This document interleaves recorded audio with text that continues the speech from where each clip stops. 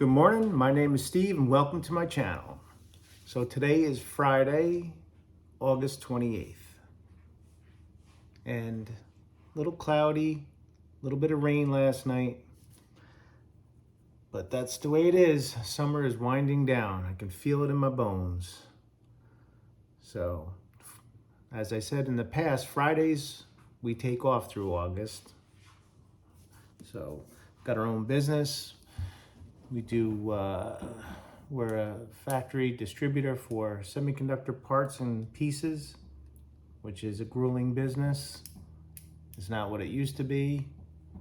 We compete with China every day and big conglomerates. So the little guy, the small business owner that used to be able to make it in this industry is just about finished. So that's no fun. But today, I'm not sure what I'm gonna do. I got so many projects started and so many unfinished. So, I'm trying to think, do I have more started than finished? Or do I have more finished than started? I'm not even sure that makes sense. But anyway, all I know is it's so hard to focus on starting something and finishing it because you get pulled in a million different directions. I got 1,000 things to do here. I've showed you some videos of, our property here. Got 60 acres, built a house, built a barn. We got some goats, had some pigs. And I'm still in construction mode after like 5 years or 4 years, whatever the hell it's been. And I told my wife the other day, I said, man, I would just like to be able to maybe just mow the lawn and not have to be like putting the lawn in or grading all the freaking property and cutting down trees and stuff. But again, I always like doing that kind of stuff, but there comes a point where it's like, wow, man, it's just too much. I gotta coast for a little bit. And then, you're trying to enjoy life, right? And like, where's the joy though? I wake up every day. The state of affairs in this country are just absolutely horrible. I just watched a video of this woman. Healthcare is a big issue because it costs us it costs us about $35,000 a year in the premiums, and then whatever we go to the doctor is all out of pocket because of the deductible. So easily, we could spend between $35,000 and $40,000 a year on health insurance, which doesn't cover anything, just giving away money. So, you couple that with the price of groceries, the price of electricity, taxes, property taxes, every other tax, every other fee. I just paid a FedEx bill. The fuel surcharge is 26% of the bill. Like, it's for our weekly pickup, which I pay them to ship product, and then for them to pick it up, they charge me, if that makes any sense. So that's $25 a week. And out of that $25 a week, 26% of that is a fuel surcharge. I mean, when is it gonna friggin' stop? It's non-sustainable. They are just getting everybody at every corner. And I'm like, how is this gonna continue onward? I just can't do it. And even if you can do it, it wears on you. I wake up every day and I'm like, no joy, no excitement. It's just another trying to get through the day process. It's just it's horrible. So, I mean, the other day, me and my wife were out. We're at Ocean State, which is like almost like a Dollar General or something like a dollar store. And, they got some decent deals and whatnot, but it's kind of trashy. You get all kinds of trashy people in there. It's dirty and, the usual American style now. Not what it used to be. Things used to be clean, neat, and orderly, but not anymore. And I saw this guy. He had 2 little kids. And, he looked clean and decent and stuff, just a middle class, whatever that is nowadays. That, guy probably makes $200,000 a year, and that barely puts you in middle class.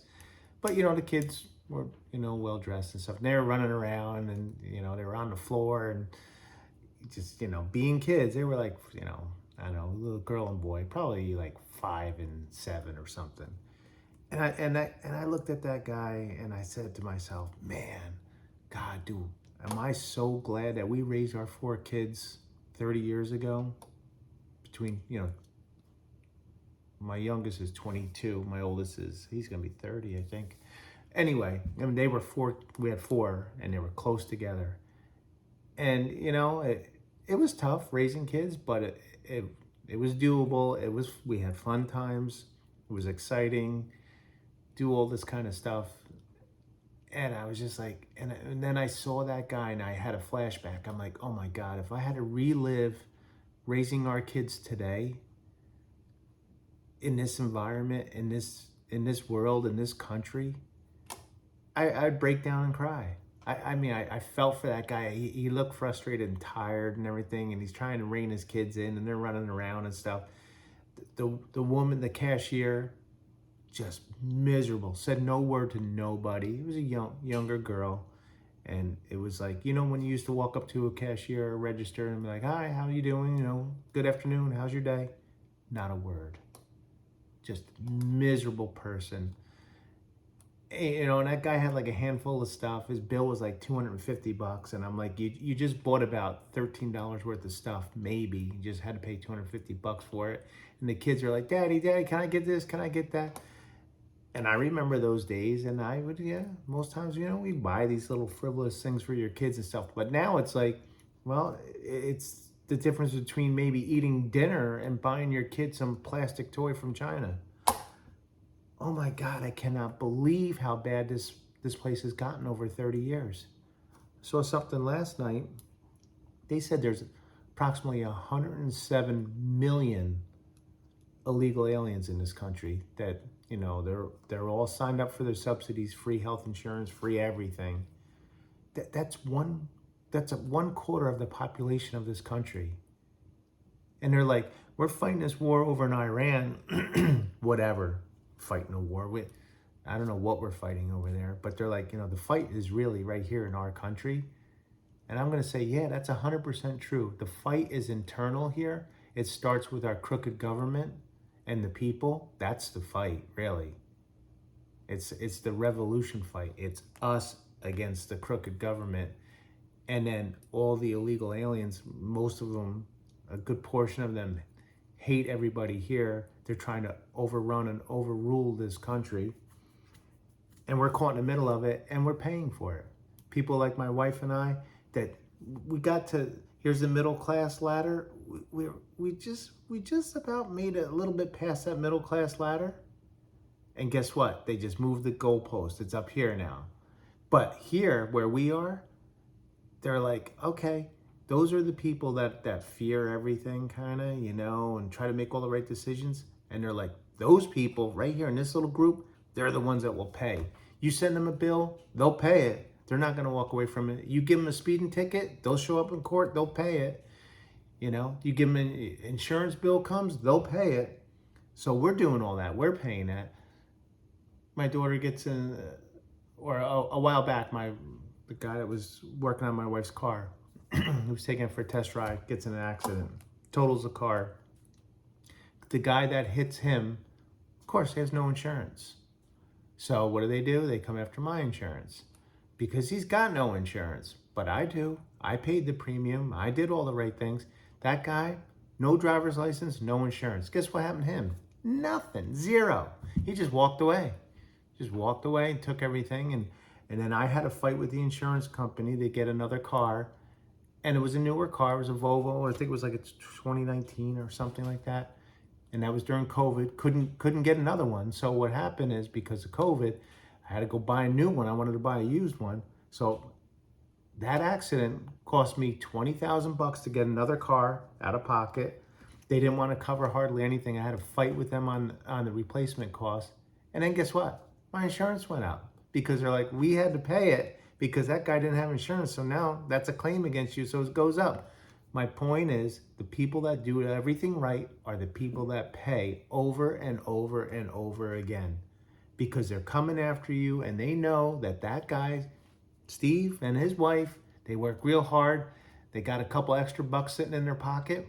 Well, we're going to take that because we'll just scare them and we'll make them pay it. I get all these threatening bills all the time. You know, credit card, for some reason, credit card changes in the FedEx bill. I was just talking about that. So they need a, you know, a new credit card on file. First thing it says, you know, you may be subject to overdue payment, you know, fees and penalties and blah, blah. We're going to cancel your service. This threatening letter, you would have thought I killed somebody. It was a $24 bill. And the only reason I didn't pay it is because the auto pay didn't work anymore because somebody stole my credit card and I had to shut it off. But man, they came after me like I was a criminal. I thought I was going to see my face on the freaking in the post office, like, you know, most wanted. Owes $23 to FedEx. So anyway, I'm trying to keep my head up. It's Friday. The weekend's supposed to be nice. It's tough. I don't know about you guys. Why don't you comment? Because I hope I'm not the only guy feeling like this. But sometimes I do. But then I look around. I'm like, there's just no way. Everyone's got to feel this way, especially in my age group. 58 years old again. And like I say this all the time. Best years of this country are behind us. I don't think it can recover. So just wondering what you guys think. Let me know.